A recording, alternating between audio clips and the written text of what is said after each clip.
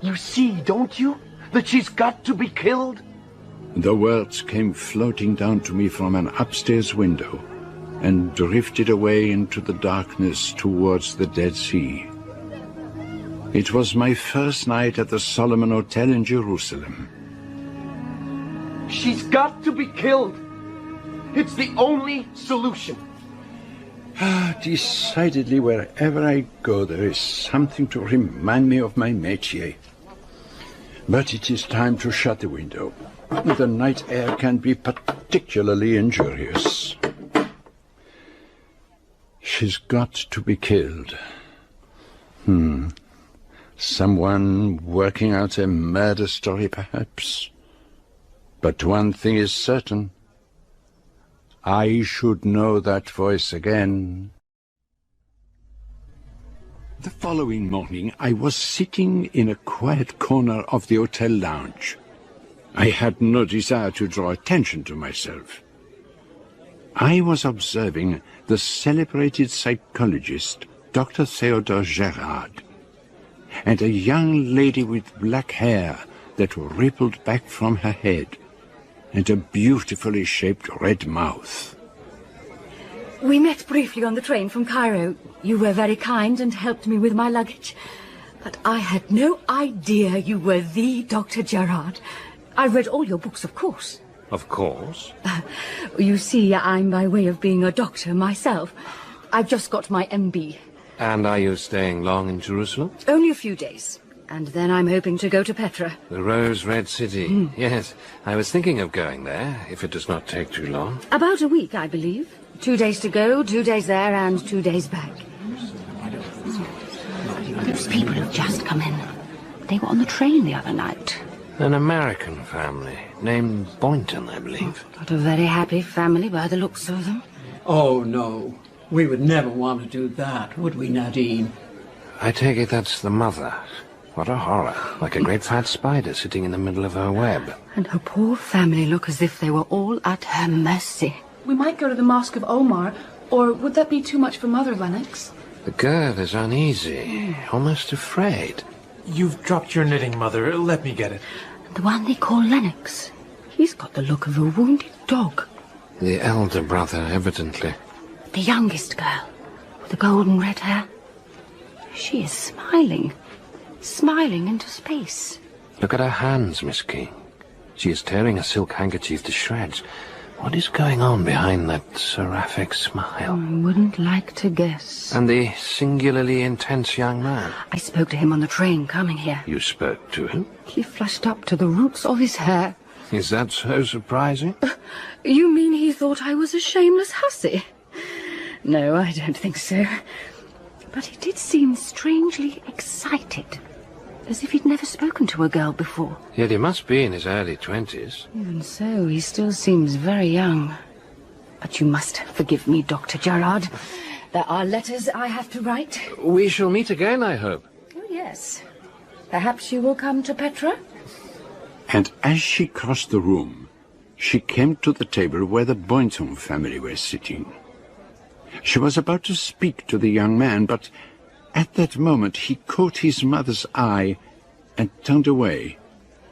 It was as if the old lady had pulled an invisible string. Ginevra, you're tired. You better go to bed. I'm not tired, Mother. Yes, you are. I don't think you'll be able to do any sightseeing tomorrow. Oh, but I shall. I'm quite all right. No, you're not. You're going to be ill. I'm not. I am not. I'll come with you, Ginny. No, Nadine. Let her go up alone. I want Nadine to come. Then of course I will. The child prefers to go up by herself, don't you, Ginevra? Yes, I'd rather go alone. Thank you, Nadine. There was something that was frightening about Mrs. Boynton. An evil malignancy like a cobra. A woman who had exercised a lifetime of power and had never doubted her own force. Mrs. Boynton, how wonderful to see you. Not too tired by the journey, I hope? A little, Mr. Cope. My heart's never strong, as you know. Nadine takes good care of me, don't you, Nadine? I do my best. I'm sure you do. And, how are you finding Jerusalem, Lennox? I don't know, hard to tell. Perhaps you haven't been around much yet. We can't do very much because of Mother. A couple of hours sightseeing is about all I can manage. But I don't give in to my body.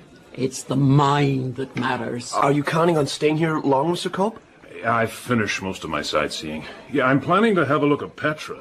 A most remarkable place, I've been told. Oh, yes, I've been reading about it. It sounds wonderful. Oh, maybe I could persuade you and your brother to come with me. You too, perhaps, Lennox. Naturally, I know you couldn't manage it, Mrs. Boynton, and I'm sure some of your family would want to remain with you. But if you were to divide forces, so to speak... I don't think we'd care to do that, would we, children? Oh, no. We'll stay here with you. And what about you, Nadine? No, thank you, Mother. Not unless Lennox wants to go. So, Lennox, why don't you and Nadine go? She seems to want to. Oh, no. No, I think it's better if we all stay together. You see, Mr. Cope, we prefer to keep to ourselves. By the way, Raymond, who was that young woman who came by our table just now? She looked as though she wanted to speak to you. I don't know her name. She was on the train the other night. I don't think we'll have much to do with her. And now I think it's time we all went up. Help me out of my chair, will you, Nadine? Good night, Mr. Cope. Monsieur Poirot. Ah, monsieur. I didn't notice you tucked away in the corner. Jefferson Cope. We met in Alexandria. Of course. May I join you? Mm-hmm.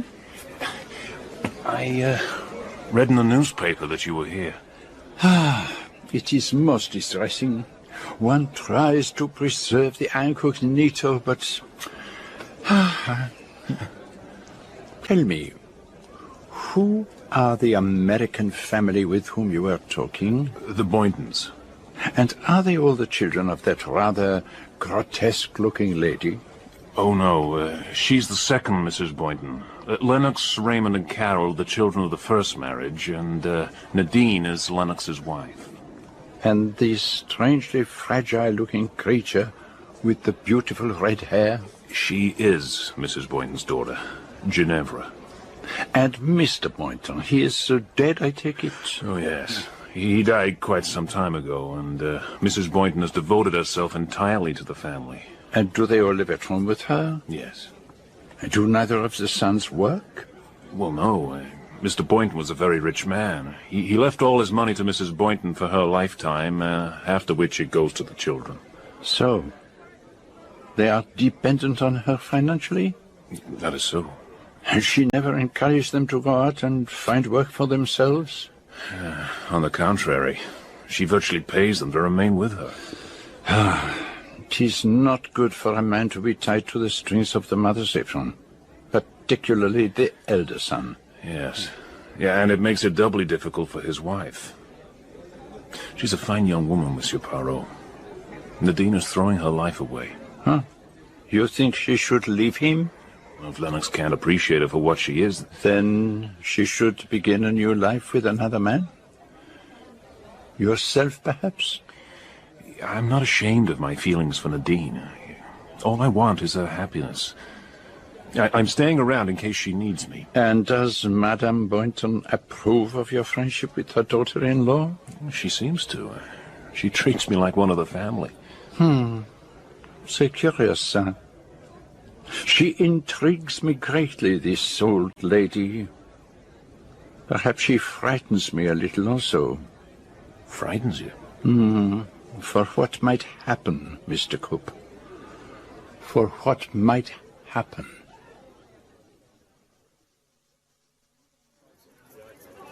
Excuse me, I must talk to you. What is it? I've only got a minute. I'm Carol Boynton. It's about my brother. You must have thought him very rude, turning away from you like that last night, but he couldn't help it. Why couldn't he help it? He was afraid. Afraid of what? You see, my mother's not very well. She doesn't like us having anything to do with people outside. But I know that Ray would like to be friends with you. I mustn't stay. They may miss me. Why on earth shouldn't you stay? I can't. My mother... Look, I know it's awfully difficult sometimes for parents to realize that their children have grown up. But you mustn't give in. You're a free person. You don't understand. None of us have ever been free. We never will be. But that's nonsense. I must try to make you understand. Before she married, my mother, I call her that, but she's really my stepmother, she was a prison wardress. My father was the governor and he married her. Well, she's gone on being a wardress. Our wardress. And our family is her prison. Carol, are you coming? I must go. Why don't we meet again and talk? I can't do that. Yes, you can. Come to my room before you go to bed. Room 319. Have you got that? I'll try.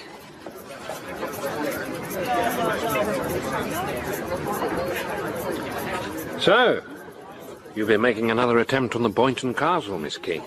Any better success this time? It isn't a castle, it's a prison. Mrs. Boynton used to be a prison wardress, apparently. How very appropriate. I can't understand why they don't break out. They can't. The old woman has worked on them since they were children. Look at the elder boy, Lennox. He's been in prison so long that even if the doors were thrown open, he would not even notice. Someone ought to get rid of that old woman. Arsenic in her early morning tea would be my prescription. I just hope that poor, wretched Carol has got the guts to come and talk to me.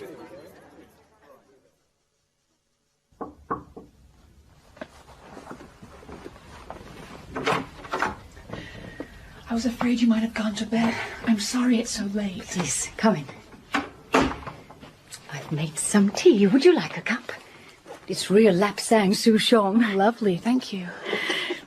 This is rather fun, don't you think? A bit like midnight feasts in the dorm. Really? Thanks. I suppose you didn't go to school? No, we never left home. We had a governess, quite a few in fact. They rarely stayed long. Did you never get away at all?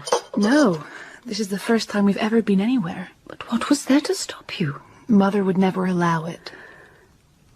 How old are you, Carol? 23? Then you're free to do as you please. Oh, no. I just couldn't. Is it because you really don't want to leave? You're too fond of your stepmother? I hate her. Ray and I often wish that she was dead. And your elder brother? What does he think? I don't know what Lennox thinks anymore. He hardly ever speaks. Nadine's very worried about him. Have they been married long? 4 years. And have they always lived at home? Yes. Is your sister-in-law happy with that? Perhaps I should tell you how it all came about. 5 years or so ago, Lennox tried to assert his independence. One evening he went down to the neighbouring town. There was a dance of some sort going on. And of course, Mother found out, and she was terribly angry. So, she asked Nadine to come and stay with us. She was a distant cousin of my father's. She was training to be a nurse, but she was broke. Nadine was with us about a month. I can't tell you how exciting it was to have someone to stay. And she and Lennox fell in love? Yes. I guess that was Mother's whole idea. She said they'd better get married quickly and live with us. Did Nadine agree to go along with that? At first, I don't think she minded very much. But later, when she wanted to go away with Lennox... Your mother put her foot down? Oh, she wouldn't hear of it. And Lennox didn't do anything? Nothing. I don't think Mother likes Nadine any longer. Nadine won't let herself be beaten down by her. And lately she's been trying to do something about Ginny. Ginny? Ginevra, Mother's daughter. She's always been rather delicate, and lately she's become very strange. She frightens me sometimes. But I must go. I've been here too long already. You will come again, won't you? And bring your brother, if you like. Oh, may I really? Shall we say tomorrow night at the same time? Oh, yes. But I must get back to my room before anyone finds that I'm gone.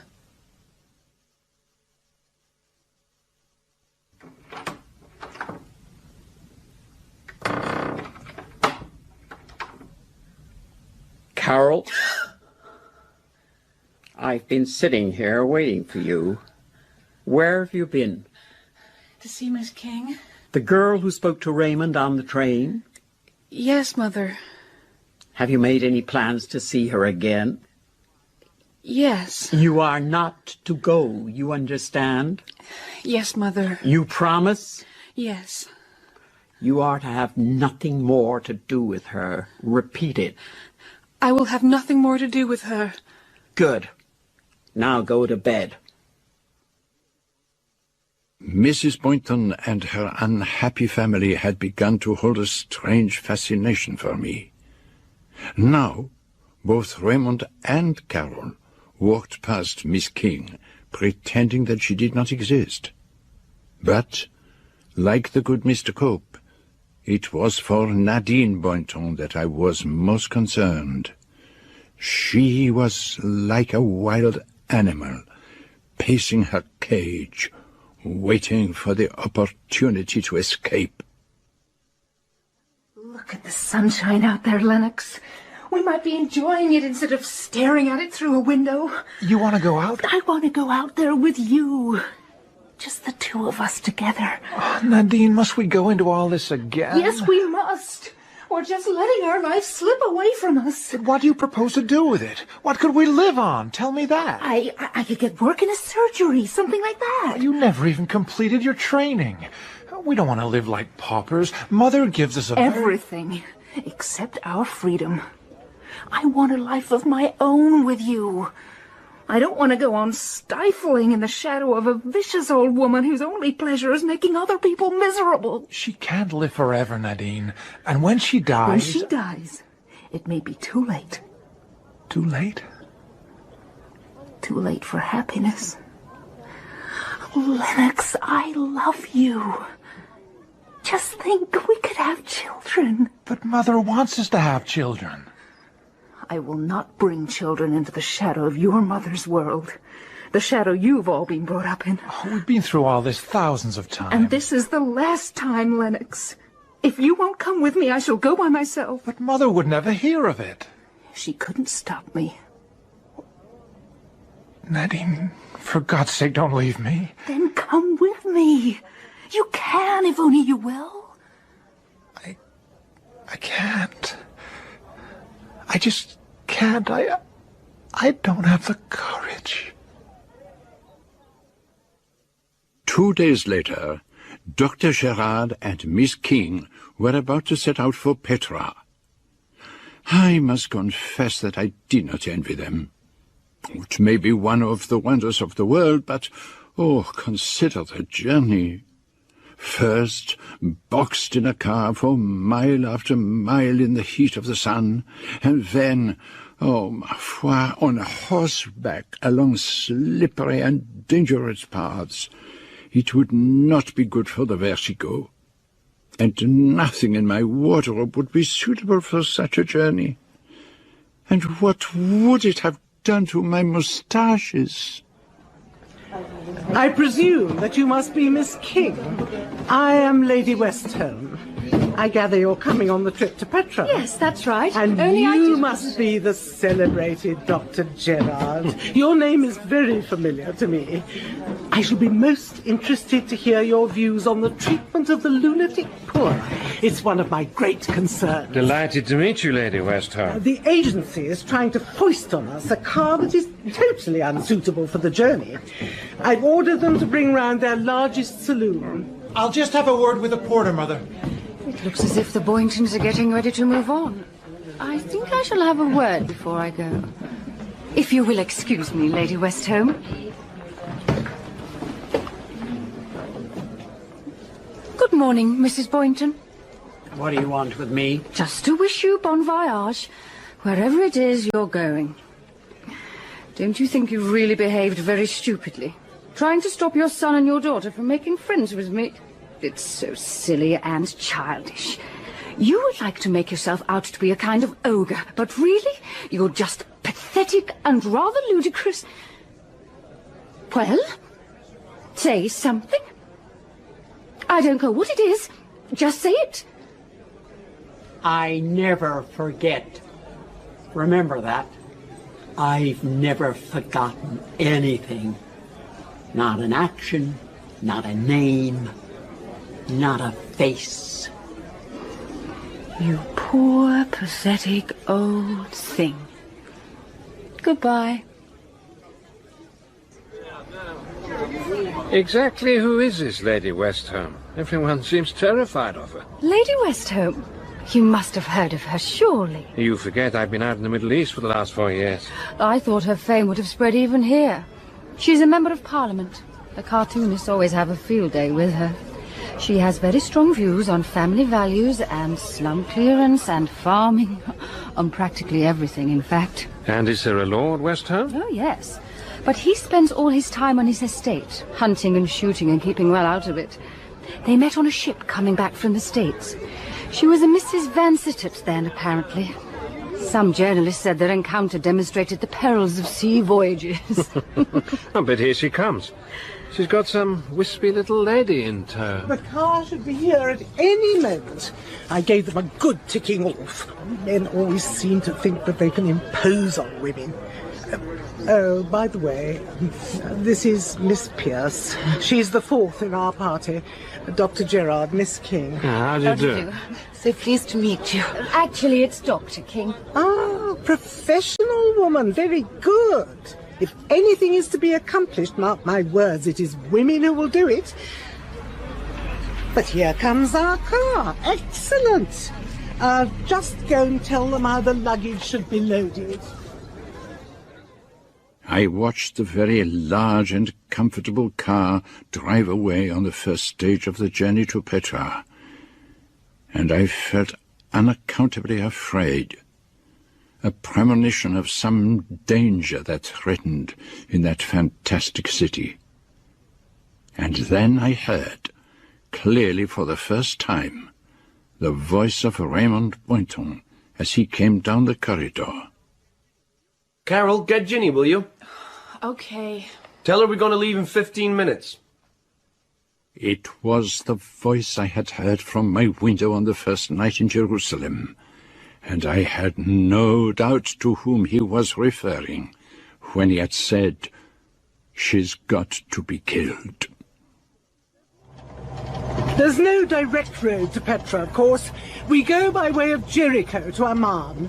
I've instructed the driver to get there early this afternoon so that we can take a look at the Roman theatre. Oh, I'd love to see that. It's cut right into the side of the hill and could seat 6,000. That's Roman efficiency for you. Efficiency is my watchword. I rather thought it might be.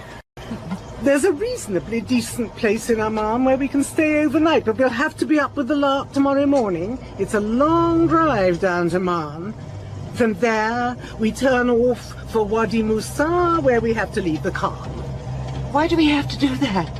Because the only way into Petra is through a vast cleft in the rock, the Seek. At some points, it's only a few meters wide. You mean we have to walk? No, of course not. We go on horseback. There are always horses at Wadi Moussa. But I have nothing suitable to wear. I've only brought light cotton dresses. Well, you'll just have to manage. I've brought riding breeches, much the most suitable thing. And you'll need sensible shoes, too. Perhaps I shall be able to get something at the hotel. Hotel? There's no hotel at Petra. But where are we going to sleep? Under canvas. Or in one of the caves in the rock. Oh. Petra is like no other place on earth.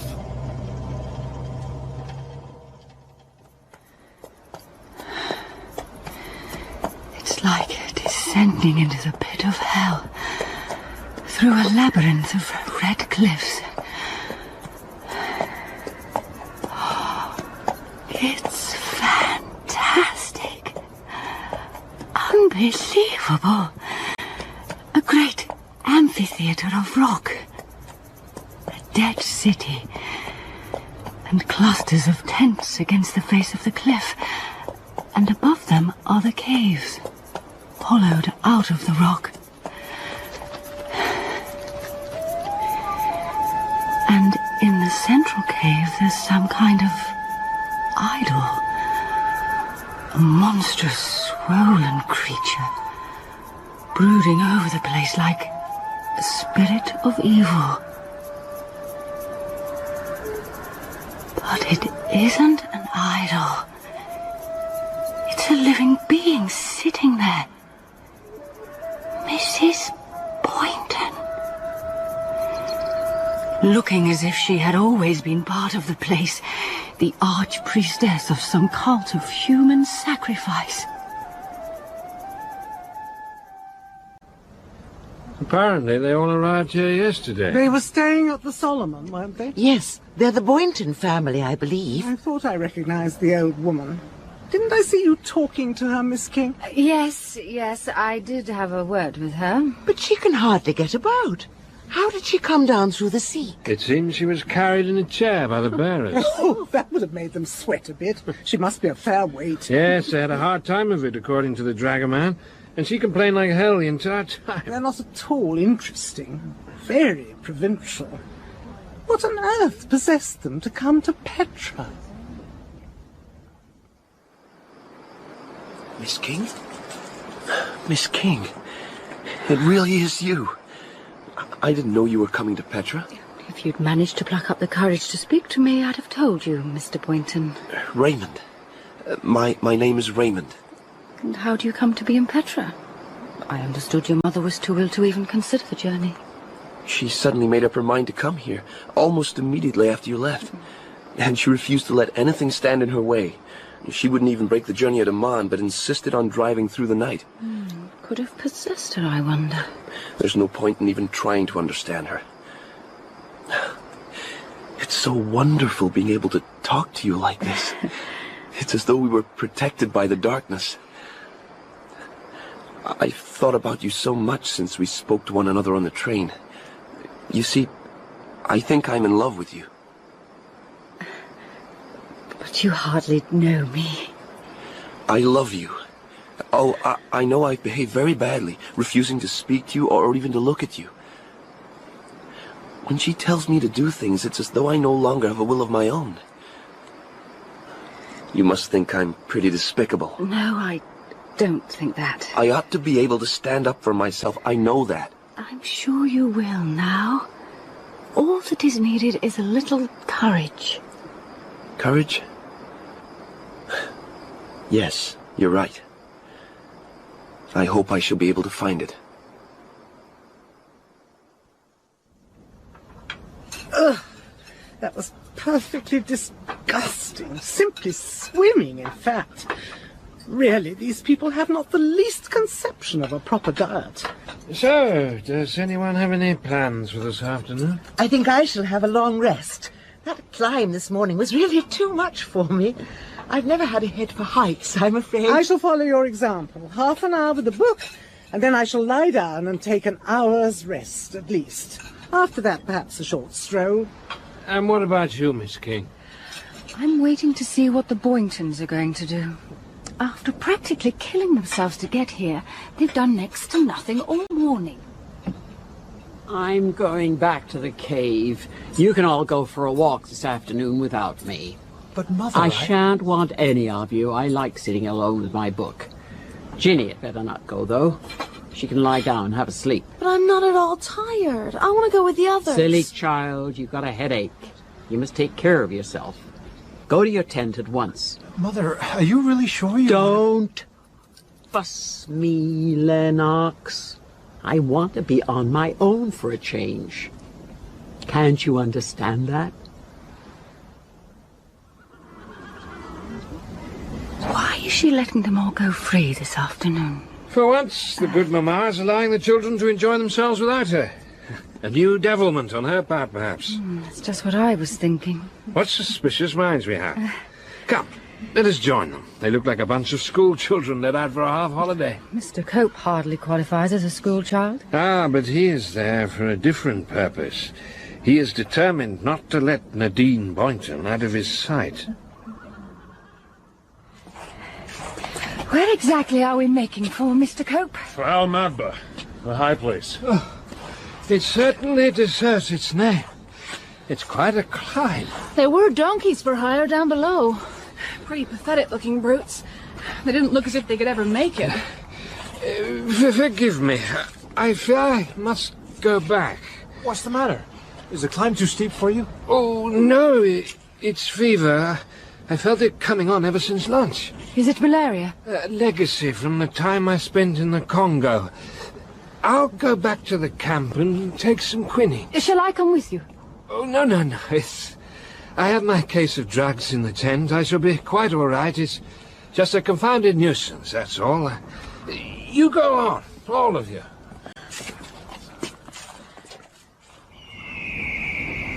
Al-Madba. It means the altar. The altar of the high place of sacrifice. Sacrifice? Yes. The Nabateans used to make offerings here to their gods. You can see the runnels where the blood flowed down. We are talking about animal sacrifice, I take it? Oh, yes. I don't think the Nabateans offered up humans. They were quite sophisticated. But old customs sometimes die hard.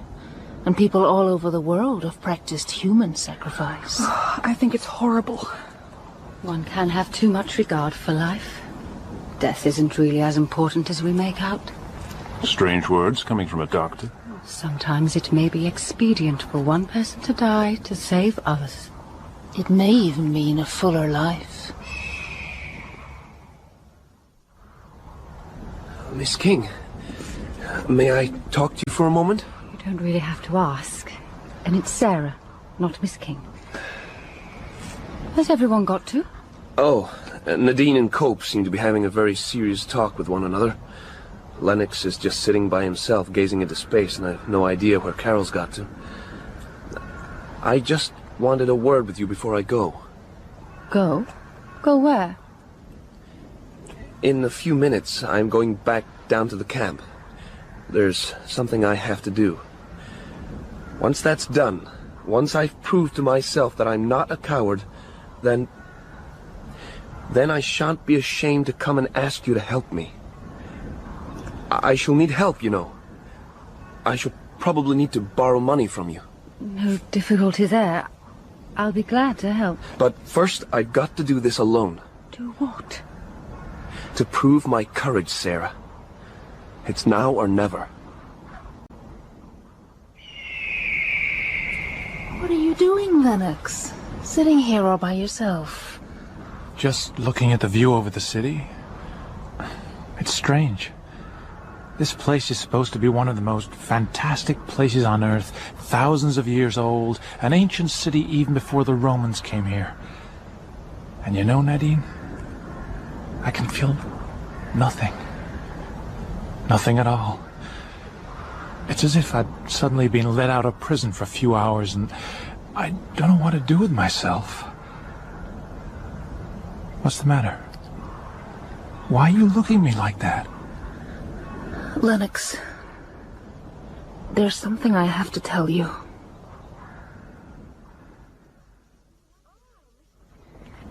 Ah, Miss King. We were wondering where you'd got to. They were serving dinner in a minute. I've been to take a look at Dr. Gerard. He has a touch of fever. Oh, not too serious, I hope? No, I think he'll be all right.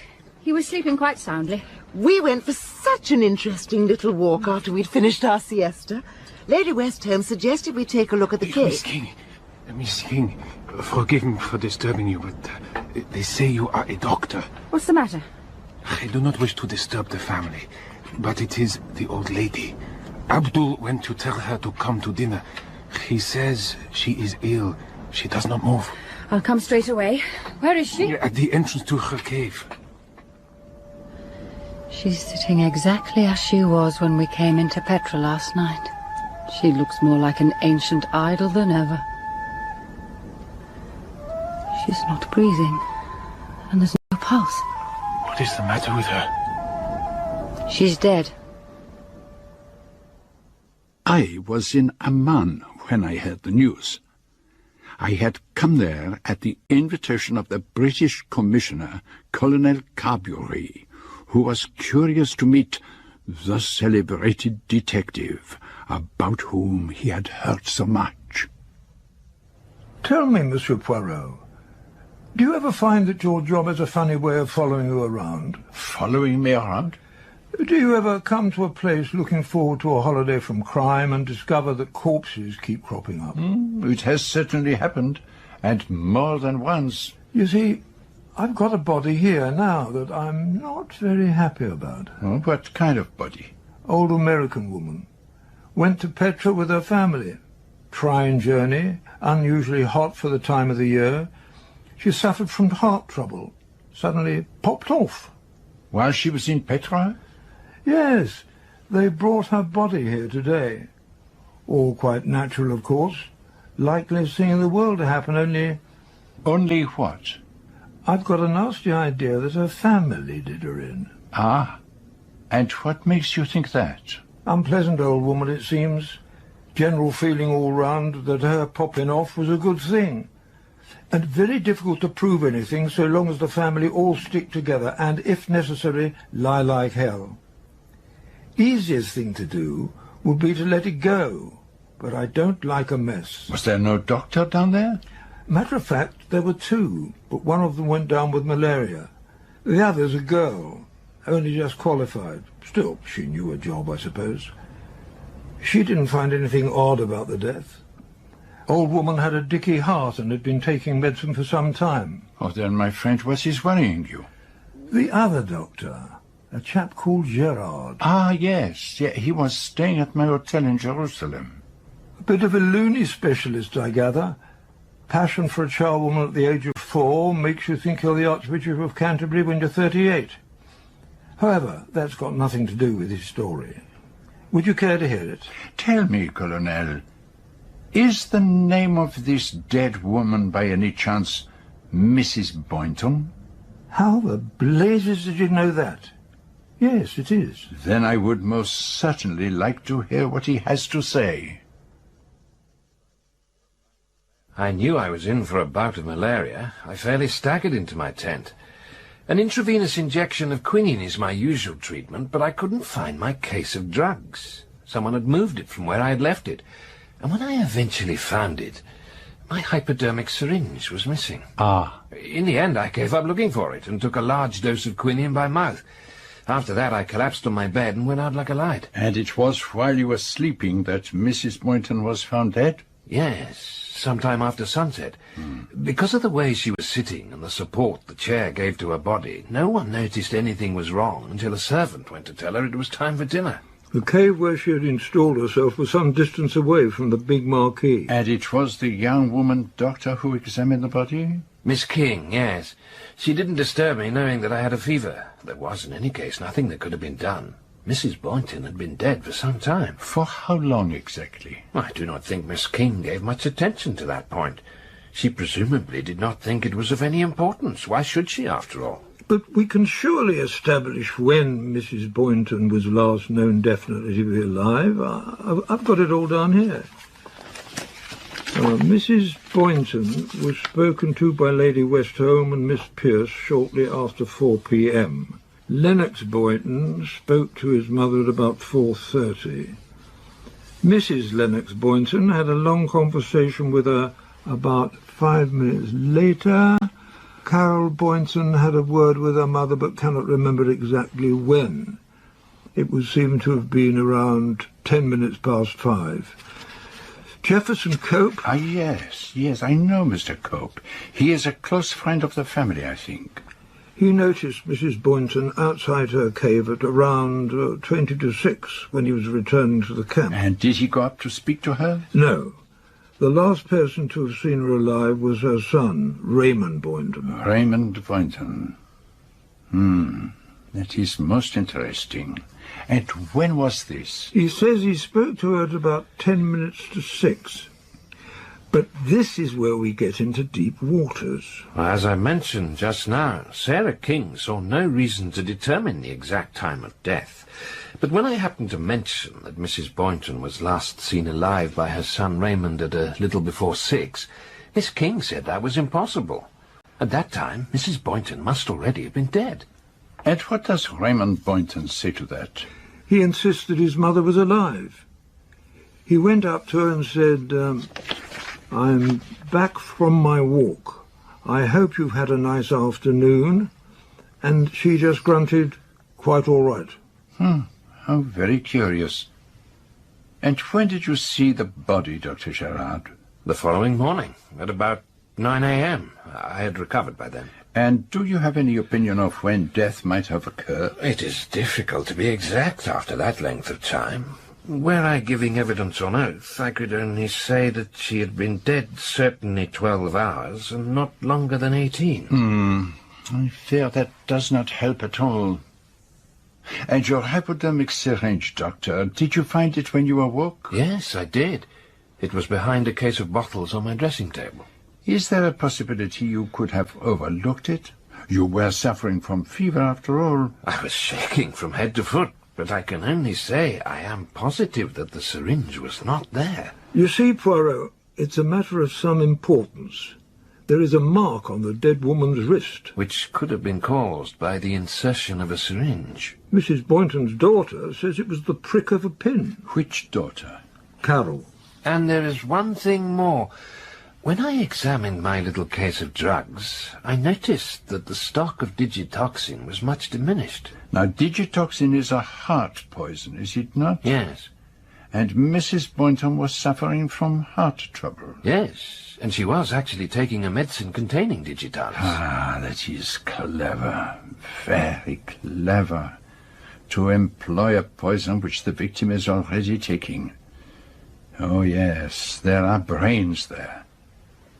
And yet one thing puzzles me. What is that, Poirot? The theft of the hypodermic syringe. What do you think? Was it murder? Now, one moment. There is one more piece of evidence to consider. What evidence? The evidence of Hercule Poirot. In the Solomon Hotel one night, I heard a voice through the open window, and what does it say, this voice? It says, "You see, don't you, that she's got to be killed." Good Lord. I say. And I knew that if I heard it again, I would recognize that voice, and I did hear it in an hotel corridor. It was the voice of Raymond Boynton. Good Lord. The question is, what are we going to do about it? You desire to know who killed Mrs. Boynton? That is, if she did not die a natural death, and exactly how and when she was killed? I should like to know that, yes. I see no reason why you should not know it. And how do you propose to set about it? By methodical sifting of the evidence, and the employment of the little grey cells. And you think you can produce a rabbit out of the hat? I should be exceedingly surprised if I could not. Where do you propose to begin, Monsieur Poirot? The first thing to determine is whether this is a composite murder, planned and carried out by all the Boynton family, or whether it is the work of one of them only. And your top suspect is Raymond Boynton. Tell me, Doctor, do you think he is of the temperament that could commit murder? Yes, I think it is possible, but only under conditions of intense emotional strain. And those conditions were present? Undoubtedly.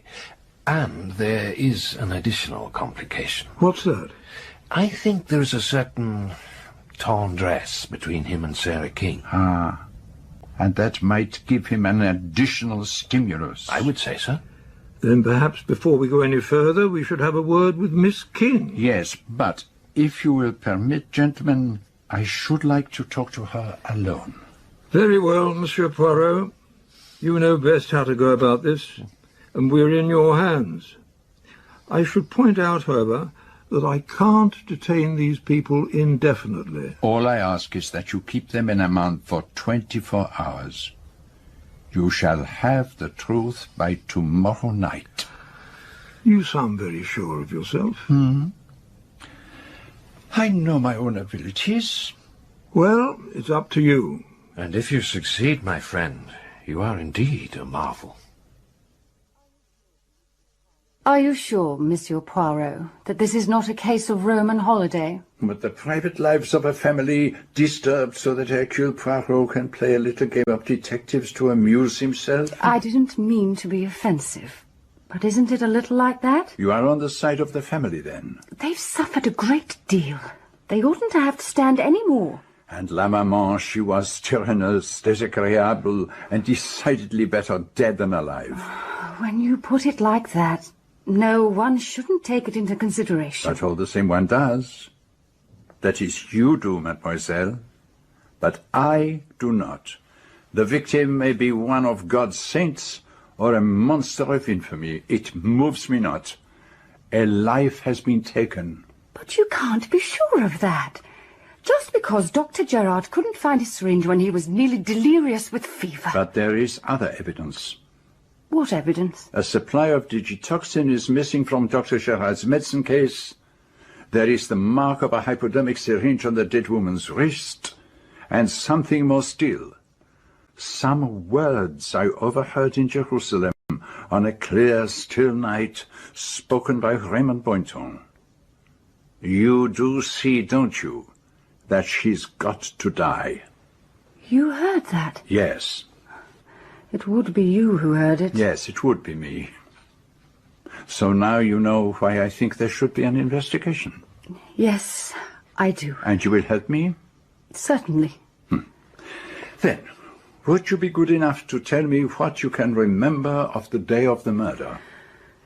I didn't see anything of the Boyntons at all until lunchtime. Mrs. Boynton seemed in an unusually good temper. She actually told her family they could go for a walk by themselves. And that was unusual? Oh, yes. She generally wouldn't let them out of her sight. You did not have any conversations with Mrs. Boynton herself? Yes, I did, as a matter of fact. I think I made rather a fool of myself. How is that?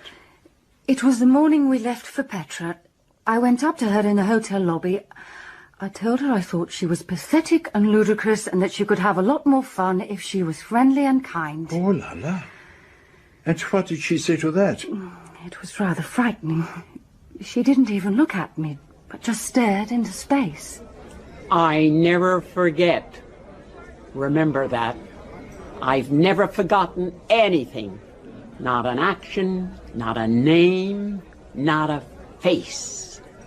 That is most interesting. Tell me, mademoiselle, were there any witnesses to this extraordinary conversation? Dr. Gerard was nearby, and Lady Westholme, and I think Mr. Cope. But I don't know if any of them heard. Thank you, mademoiselle. I will now begin my investigation. If I might make a suggestion? Certainly. Why not postpone all this till after the autopsy? Aren't you rather putting the cart before the horse? This is the method of Hercule Poirot. And besides, I wish to hear the views of Lady Westholme. Oh, but of course, Monsieur Poirot, I shall be delighted to help you. It is, after all, a public duty. I have a perfect recollection of that afternoon, and I'm sure that Miss Pierce will confirm what I say. It was all so unexpected. Death, just like that, in the twinkling of an eye. After lunch, I decided to take a brief siesta. Not that I was really tired, I seldom am. I do not really know what fatigue is. I was terribly tired after the climb up to the monastery. I'm afraid I'm not nearly as strong as Lady Westholme. So, after lunch, you two ladies went to your tents. Now, I understand that Mrs. Boynton was then sitting at the mouth of her cave, about 200 yards from you. Something like that, yes. Now, I have here a map, drawn up with the help of the dragoman. Oh, the fellow's a perfect fool. I've had occasion to correct him several times. The cave next to Mrs. Boynton's was occupied by Lennox Boynton and his wife. Raymond and Carol and Ginevra Boynton had tents a little below it, and Dr. Gerard and Miss King had tents next to them. Then there is a little stream, and the big marquee with your tent and that of Miss Pierce on either side of it. Yes, that is broadly correct. Do you think you could open the window, Monsieur Poirot? It is positively stifling in here. Of course, Lady Westholme. Thank you. But I cannot abide a room where all the windows are shut. And now, if you would be so kind as to continue. At about 4:15, I walked along to Miss Pierce's tent to see if she felt like a stroll. We agreed to start in about half an hour, when the sun would be less hot. I went back to my tent and read for about 20 minutes, and then we set out. And Lady Westholme most thoughtfully called up to Mrs. Boynton to see if there was anything she wanted before we left. And do you know, Mr. Poirot, the only answer she gave was a grunt. She looked at us as if we were dirt. Had her manner been especially peculiar on that particular day? She had been very abusive to one of the servants. Oh, which servant was this? One of the Bedouin servants at the camp. He went up to her. I think she must have sent him to get something, and he brought the wrong thing. She was very angry about it. The poor man slunk away as fast as he could. What did he look like? I couldn't really say. He was too far away. And all the Arabs look alike to me. I could see him quite well. He was of more than average height and wore the usual headdress. He had on a pair of very torn and patched breeches, and his puttees were wound all anyhow. You could point him out, perhaps? Probably not. His face was turned away from us. Ah, well, we can easily make inquiries as to what so irritated Mrs. Boynton. It may have been because he went into her youngest daughter's tent, looking for whatever it was she'd told him to get. And when did all this happen? Well, we were resting in our tents. Good. Well, that is all most interesting. Now, I would like you both to describe to me what took place when you returned to the camp after your walk.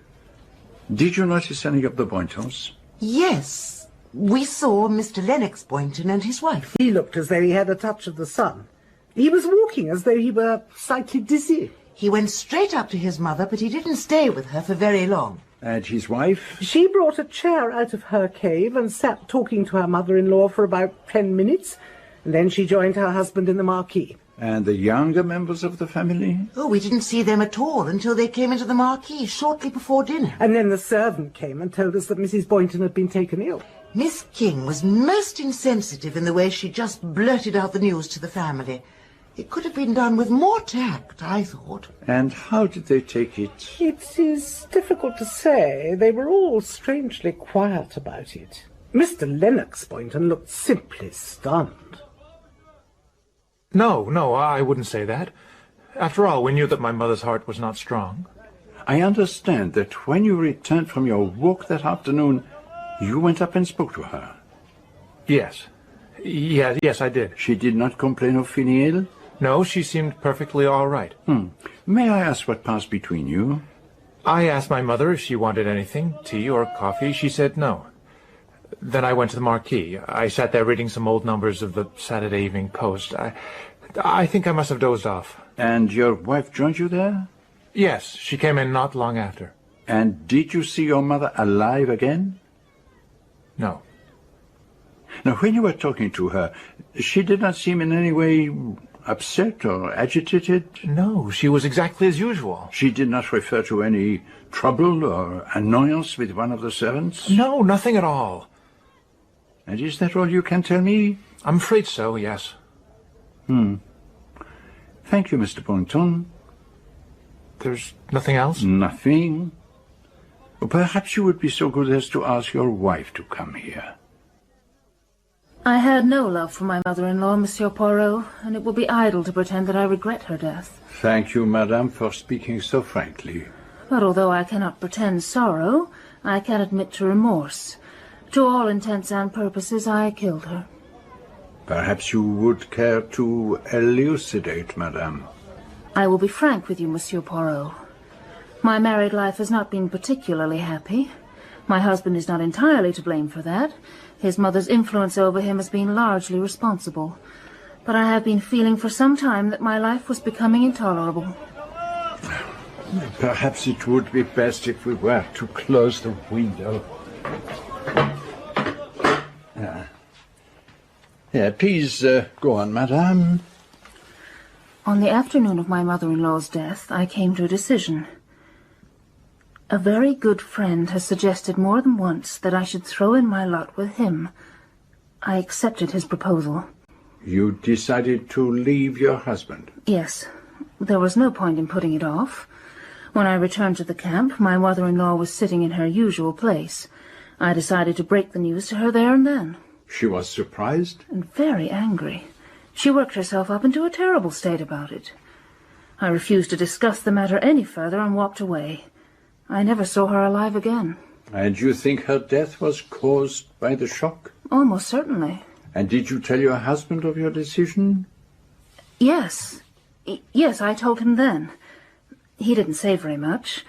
We had both known for some time that something like this might happen. You will pardon me, but the other man was, of course, Jefferson Cope. Yes. Do you own a hypodermic syringe, madame? Yes. That is, no. I have an old hypodermic, amongst other things, in a travelling medicine chest, but it is in our big luggage which we left in Jerusalem. I see. Why did you ask me that, Monsieur Poirot? Mrs. Boynton was, I understand, taking a medicine containing digitalis. Yes. That was for her heart trouble. Yes. Digitalis is to some extent a cumulative drug? I believe it is. I don't know much about it. If Mrs. Boynton had taken an overdose of digitalis... She did not. She was always most careful. So was I, if I was measuring the dose for her. Ah, well, the analysis of the bottle will soon tell us. Unfortunately, the bottle was broken. Indeed. Who broke it? I'm not sure. One of the servants, I think. A table got knocked over when they were carrying my stepmother's body into the cave. Oh, that is very interesting. If you are suggesting that she died of an overdose, I think it is most improbable. Even when I tell you that Dr. Gerard has missed an appreciable quantity of digitoxin from his medicine chest. Monsieur Poirot, I did not kill my mother-in-law. Why must you mix yourself up in all this? There has been much suffering. Now at last there is the possibility of happiness. Must you destroy it? Let us be very clear, madame, what you are asking me to do. I have heard that once in that affair of the Orient Express, when you knew that everyone present had had a hand in a murder that was fully justified, you accepted an official verdict of what had happened. I wonder who told you that. Is it true? That case was different. No, it was not. The man who was killed was evil, as my mother-in-law was. The moral character of the victim has nothing to do with it. A human being who has exercised the right of private judgment and taken the life of another human being is not safe to exist in the community. I will not condone murder. That is my final word. Then go on. Bring ruin and misery into the lives of innocent people. I have nothing more to say. I think, madame, you have a lot more to say. No, Monsieur Poirot. I know nothing. Nothing. So, Poirot, any progress? Have we got a case yet? Not yet. At least I know that Monsieur and Madame are lying, and lies often tell me more than the truth. I've been thinking. Those words of young Boynton's that you overheard, she's got to be killed.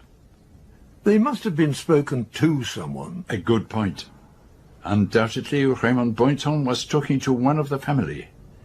But which of them? I don't understand you. What do you mean? What did I feel? When you heard that your stepmother was dead, what did you feel? It was a great shock. Was it such a great shock, Mademoiselle Karlin? Remembering a certain conversation you and your brother Raymond had one night in Jerusalem? How do you know about that? You were overheard. You were planning together to bring about your stepmother's death. Oh, we were mad that evening. Quite mad. It hadn't been so bad in America, but traveling abroad brought it all home to us. Brought what home to you? Our being so different from everyone else. And then there was Ginny. Ginny? Our sister, Ginevra. She was behaving so strangely, and Mother was making her worse. We were frightened that she was going mad. We had to find some way to save her, and it seemed only right. To murder your stepmother? But we didn't do it. Ray and I had nothing to do with it. Will you swear to that, mademoiselle, as you hope for salvation after death? As I hope for salvation after death, I never harmed her. Very well, mademoiselle. And now will you ask your brother Raymond to come here? Oh, for God's sake, I was just letting off steam. That's all it was. It is possible, I suppose. Just consider the facts. I was speaking to my mother a little before 6 o'clock, and she was certainly alive and well then. Do you know that Miss King is of the opinion that when she examined the body at 6:30, Mrs. Boynton had been dead for at least an hour? Colonel Carberry did mention that, but obviously there was some mistake, some factor she failed to take into account. You think so? Then let me tell you this. Someone took a poisonous drug from Dr. Gerard's medicine case. Poison? Is that what you suspect? Your plan was different. Oh, yes. This changes everything. I can't think clearly. What was your plan? Our plan? I don't think I'll say any more. Why did you start all this? If it hadn't been for you... You think I should have kept silent? You had a high fever. The syringe was probably there all the time, and you may have made a mistake about the digitoxin. You need not worry. I am sure your friends the Boyntons will get away with it. Get away with it? They've got away with nothing. She's still there. Even from her grave, she's still destroying their lives. Here comes Monsieur Poirot. In search of one of us, I imagine. Is he as much of a fool as he looks? He is not a fool at all. I was afraid of that. Oh, what a country. Oh, my poor shoes. You'd better borrow Lady Westholme's shoe-cleaning apparatus and her checked duster. She travels with a kind of patent housemaid's equipment. It will not remove the scratches, mademoiselle. But why on earth wear shoes like that in a place like this? I like to appear soigné. But I have come to consult you both about the psychology of the late Mrs. Boynton. Now, why, having brought her family up in such complete servitude, did she arrange this trip abroad where her authority over them might be called into question? Ah, but that's just it. She was bored. Her recreation was the domination and tormenting of human creatures, like an animal trainer. But she had tamed all her tigers. Abroad, they might have a chance to rebel. There would be opportunities for inflicting fresh pain. She wanted a new thrill. Or she might perhaps find a new tiger. She chose to live dangerously, and she paid the price. But, is not this her youngest daughter making her way towards us? Look how she moves, like Ophelia or some nymph straying from another world. Why are you looking at me like that? Monsieur Poirot, this is Ginevra Boynton. It is a piece of good fortune meeting you here, mademoiselle. Oh. I wanted to talk to you. Did you? Will you walk with me a little way? Of course, Monsieur Poirot. If you will excuse us. Oh, I dare say. You're a detective, are you not? The best detective in the world. And you have come here to protect me? Oh, are you then in danger, mademoiselle? Oh, yes. I told Dr. Gerard about it in Jerusalem, and he followed me to that terrible place among the Red Rocks. They wanted to kill me there. Oh, but they did not do so. I have Dr. Gerard to thank for that. He is kind and good. He is in love with me. Yes? Oh, yes. He says my name in his sleep. I saw him lying there, turning and tossing and saying my name. I thought perhaps he had sent for you. I have a terrible lot of enemies. They are all around me. Sometimes they are disguised. Was your mother's death a great shock to you, mademoiselle? She wasn't my mother. My enemies paid her to pretend that she was, to see that I didn't escape. Where were you on the afternoon of her death? I was in my tent. It was hot in there, but I didn't dare come out. They might have got me. Oh. One of them looked into my tent. He was disguised, but I knew him. I pretended to be asleep. The Sheikh had sent him. Oh, no. The Sheikh wanted to kidnap me, of course. They're very pretty, these histoires you recount to yourself. They're true, all true. They are certainly very ingenious. But someone really did come for me in my tent. I saw him clearly. I did. You do know, Lennox, that I'm not going to leave you. Not now. Oh, I have been hoping against hope that was so. At the time, it seemed the only thing I could do. There was no other way to get you to understand how desperate I was. I hoped you would come after me and try to stop me. Poor Jefferson. I have treated him very badly. When you told me that afternoon, at the place of sacrifice, it was like being hit a very heavy blow on the head. I realized then that there was only one thing I could do if I wasn't going to lose you. When we got back to the camp... Don't tell me. No, listen. I went up to her and said that I had to choose between her and you, and that I chose you. You told her that? Yes. And is that what you're going to say to Monsieur Poirot? He frightens me, that grotesque little man. Be careful, Lennox. Be very careful. So you know who did it? In a short while I shall have the honor to present to you what you asked me for. The truth. Do you think we can get a conviction? That, my friend, I did not promise you. True enough. And maybe I'm not altogether unhappy about that. Shall I get them all up here? No. I think it would be better to use an empty room in the hotel. There is one on the floor where my room is. We will invite La Famille Boynton and the 3 outsiders who have a definite stake in the affair. Dr. Gerard, Sarah King, and Jefferson Cope, who may all be described as interested parties. And what about Lady Westholme and Miss Pierce? No, we shall not need them. But it would be better if they were to remain in their rooms in case we require their evidence. Should I put my uniform on, do you think? No, Colonel. It is best if the proceedings are kept as informal as possible. They are all quite sufficiently apprehensive already.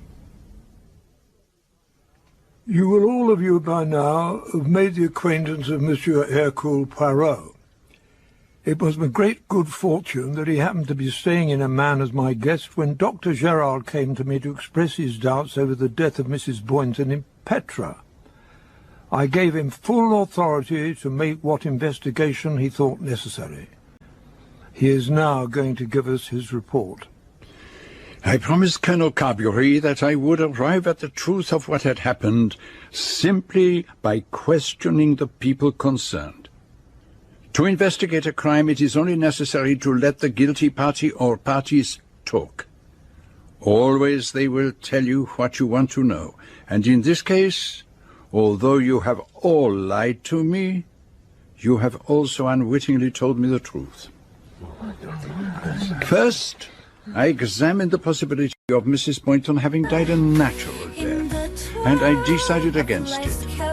The missing drug, the hypodermic syringe, and above all the attitude of the dead woman's family. Shapes and patterns in a grand ballet, with every pirouette, a fresh sight unfurls. Come, let's seize the enchantment in this kaleidoscopic swirl.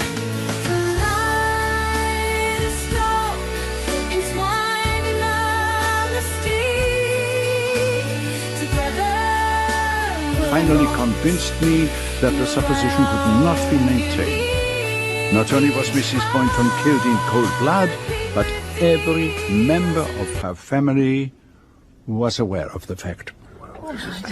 Had the murder, I asked myself, been committed by all the Boyntons, acting on a concerted plan? There was overwhelming motive. They all stood to gain by her death, both in the financial sense and in the sense of being freed from an almost insupportable tyranny. Well, that is certainly true. But this theory really did not hold water. The stories of the family did not dovetail together, and no series of workable alibis had been arranged.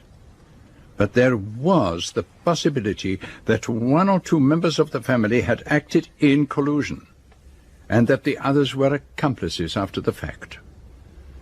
I next considered which particular member or members of the family were indicated. I suppose you're referring to the conversation you think you overheard in Jerusalem. No, I did not think I overheard it, Mr. Boynton. That was never in doubt.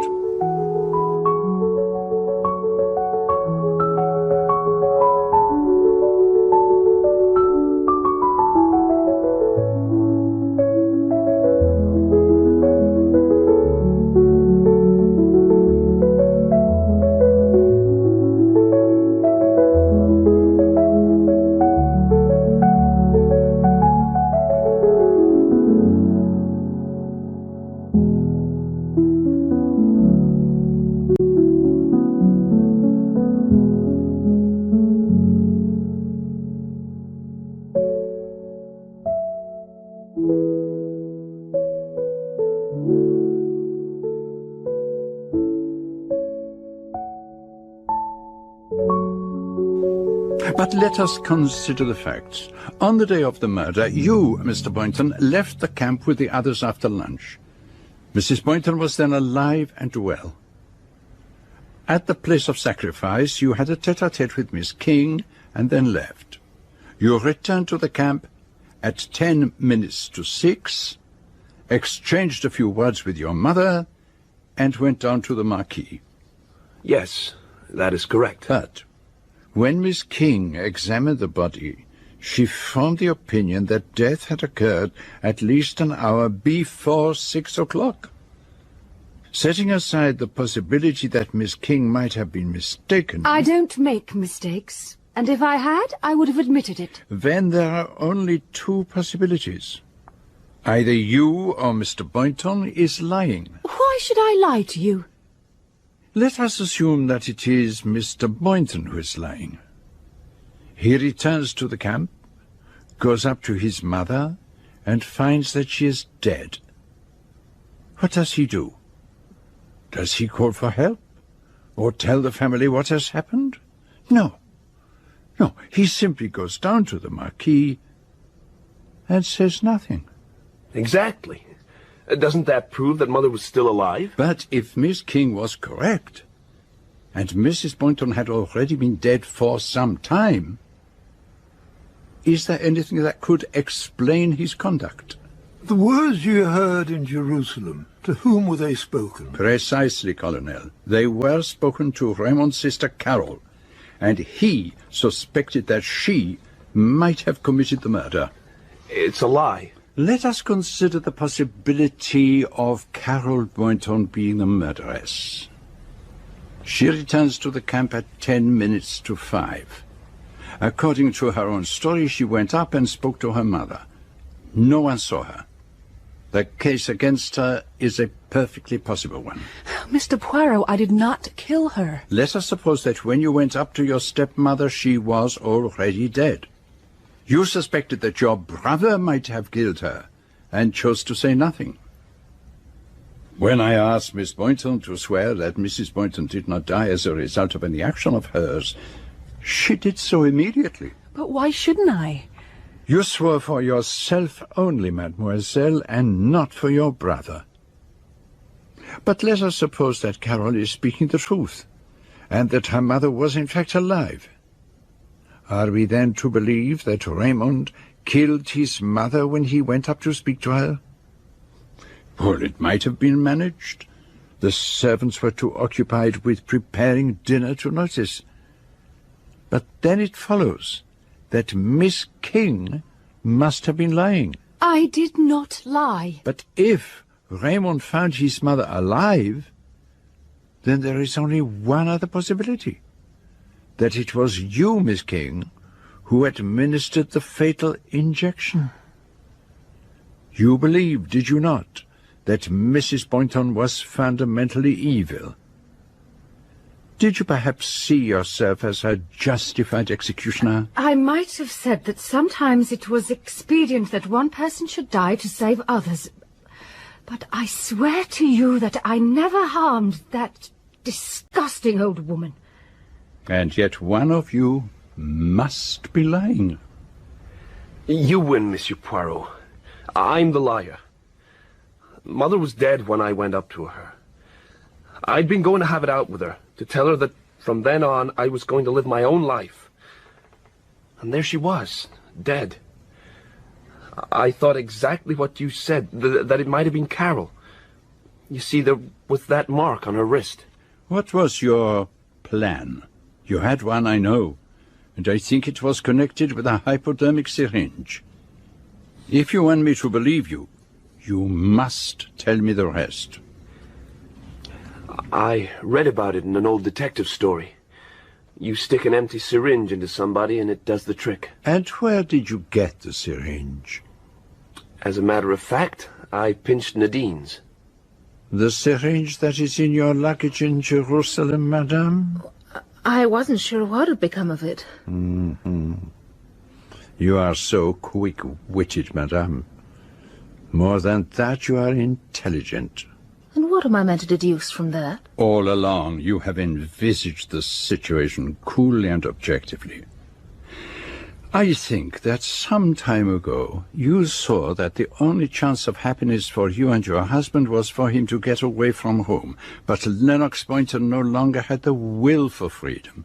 He was content to sink into helpless apathy. You tried to rouse him by threatening to leave him, but that had no effect. As a last desperate throw, you told him that you were going to go away with Mr. Cope. And when that too failed, there remained only one other course of action open to you. And what was that, Monsieur Poirot? If Mrs. Boynton were to die... And you are suggesting that I brought that about? But it's just not possible.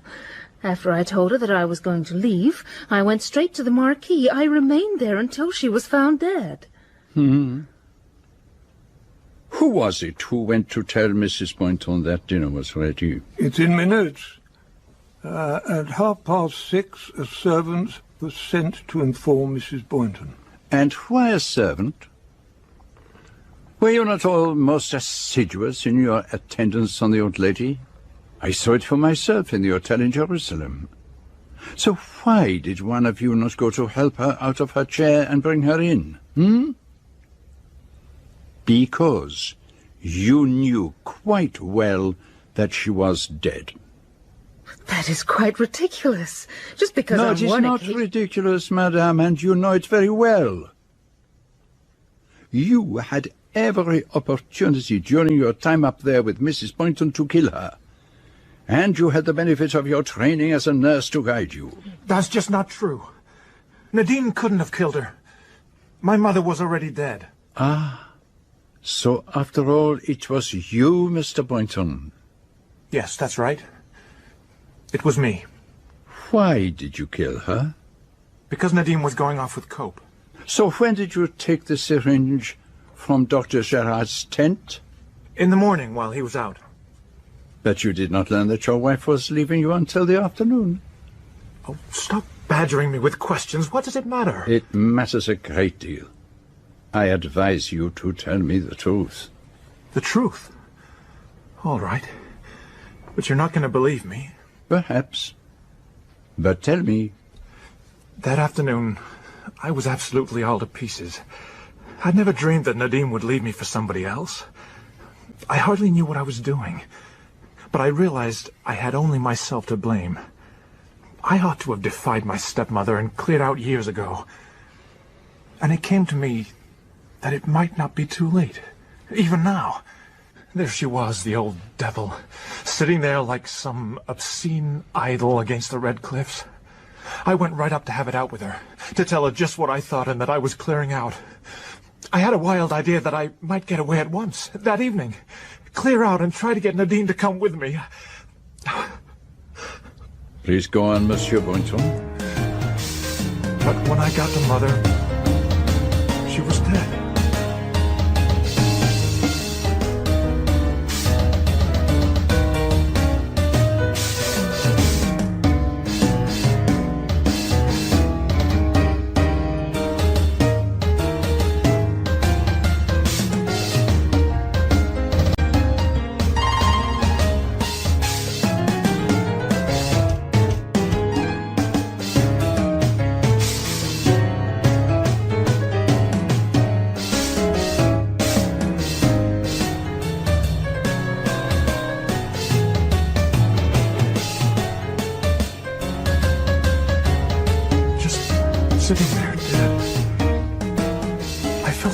turned to stone.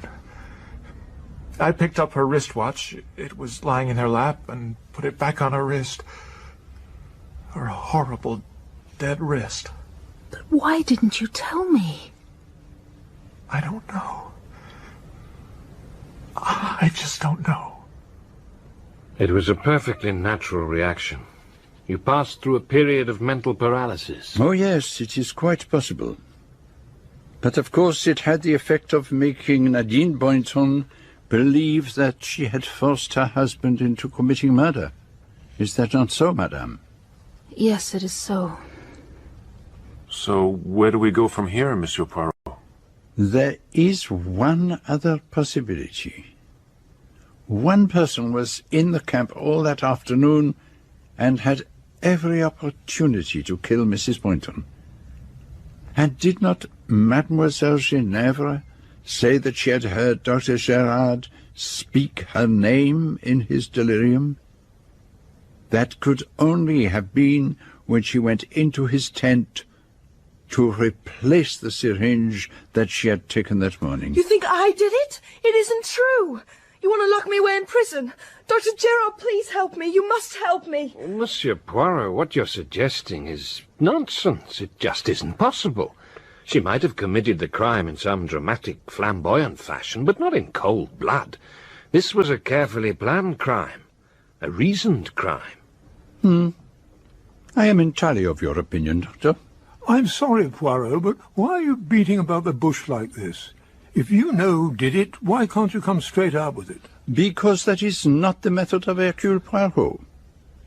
From the beginning, there was one factor that argued the innocence of the Boynton family, the hypodermic syringe. I think I see what you're getting at. If one of us intended to kill her, we didn't need to use a syringe. We could have simply put the poison in her medicine bottle. Exactly, madame. But I had to test that fact against the other facts of the case. What I've been seeking to prove is not the guilt of the Boynton family, but their innocence. So what did happen? Oh, it's growing hot and stuffy in here. Perhaps before we reach the end, we should let in a little air upon the mystery. Would you be so good as to open the window, Mr. Cope? Yes, of course. Thank you. And now, it is time to examine the psychological side of the case, and in particular the psychology of the victim. I have noted down 2 points which I would like to put to you. Mrs. Boynton took definite pleasure in preventing her family from enjoying the company of other people. Mrs. Boynton, on the afternoon of her murder, encouraged her family to go away and leave her. These 2 facts, they contradict one another, do they not? You don't think she was simply worn out after the journey from Jerusalem? If she was, she didn't give any sign of it. In fact, she seemed almost, well, excited. That accords very well with what I am about to tell you. You came very close to the truth, Miss King, when in Jerusalem you told the old lady that she was pathetic. She had an intense craving for power. And yet what was she, after all, but the petty tyrant of one isolated family? I told her I thought she was childish and silly. But it was almost as if she hadn't heard me. She just looked through me. And what were her words to you, mademoiselle? She said, "I've never forgotten anything. Not an action, not a name, not a face." Now, Miss Emmy, do you see the significance of that? Does it escape you that those words were not a reasonable answer to what Miss King had been saying? You're quite right, of course. It just doesn't make sense. But it does, my friend. Because those words were not spoken to Miss King at all. They were spoken to someone standing behind her. But who could it possibly have been? She didn't know anyone there. At that moment when Miss King had revealed to her the truth of what she had become, she recognizes someone. A face from the past.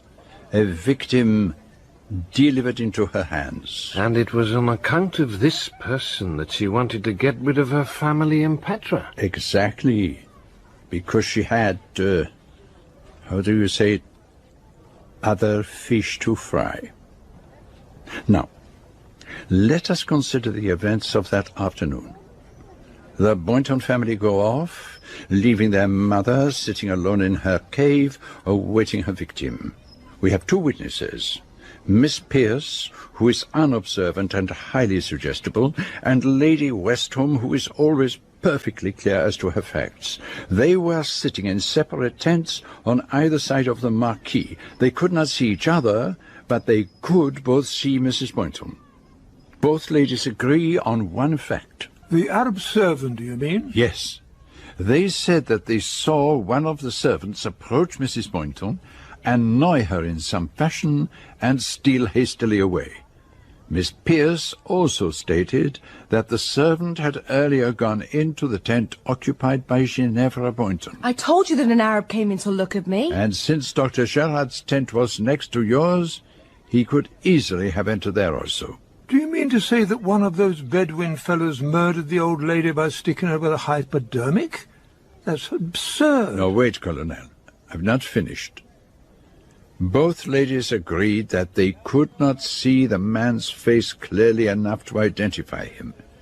He was a good 200 yards away.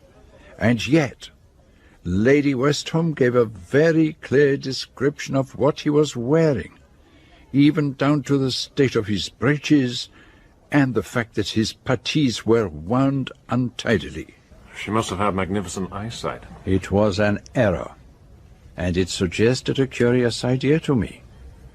Could it be because the breeches were not worn, and the puttees never existed? Could the servant have been Lady Westholme herself? Good Lord! Are you suggesting... I am suggesting that having first ascertained that Miss Pierce was awake and sitting at the entrance to her tent, Lady Westholme put on her riding breeches, boots, and khaki-coloured coat, and made herself an Arab headdress out of a cloth she used for cleaning her shoes, and then, thus disguised, went into Dr. Gerard's tent, having first entered in error the tent of Mademoiselle Ginevra, took the doctor's syringe and the drug from his medicine chest, and walked boldly up to her victim. Who was sitting there waiting for Lady Westholme. Did she recognize her in that disguise? She did not have a chance. In an instant, Lady Westholme stuck the syringe into her wrist. Mrs. Boynton cried out. Miss Pierce imagined that she was simply annoyed at the servant, and sank back. The so-called Arab retreated, showing every sign of having been rebuked. 5 minutes later, she talked over the scene with Miss Pierce, as if she had witnessed it from her tent. But according to your notes, the two ladies actually spoke to Mrs. Boynton when they were setting out on their walk a little later. You are forgetting that Miss Pierce was almost abnormally suggestible. As they passed beneath Mrs. Boynton's cave, Lady Westholme called up to the old lady and received no answer. She remarked, "Very rude just to snort at us like that," and Miss Pierce accepted the fact. But why? Why should Lady Westholme want to kill Mrs. Boynton? Did you not tell me, Miss King, that Lady Westholme was quite near to you when Mrs. Boynton spoke those strange words? I never forget. Remember that. I've never forgotten anything. Not an action, not a name, not a face. And so, if you remember that Mrs. Boynton had once been a wardress in a prison in America, you get a very shrewd idea of the truth. Lady Westholme met her husband on a voyage back from America. She called herself Mrs. Van Sittert. But I believe that her real name was Mary Huntingdon, and she had served a sentence for fraud and embezzlement. You see the terrible dilemma she was in. Her political career, her ambitions, her social position, all at stake. And remember that Mrs. Boynton was no ordinary blackmailer. She wanted the pleasure of torturing her victims for a while, and then she would have enjoyed revealing the truth in the most spectacular and public way possible. When Lady Westholme discovered that Mrs. Boynton had pursued her to Petra, she knew that there was only one solution left to her. She agreed to meet Mrs. Boynton on that fateful afternoon. And the rest you know. What was that? It sounded like a pistol shot from the next room. Who's in there, Poirot, do you know? I think that you will find that it is the room of Lady Westholme.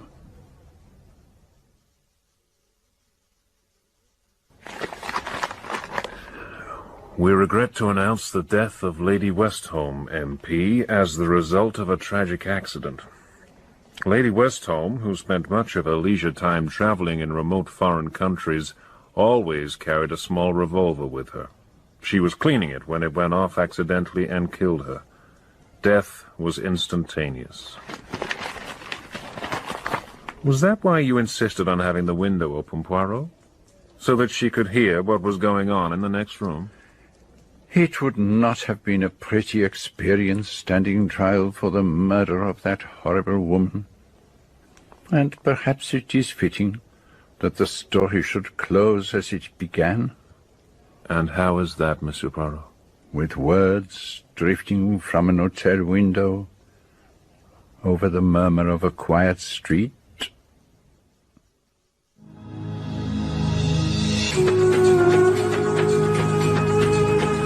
In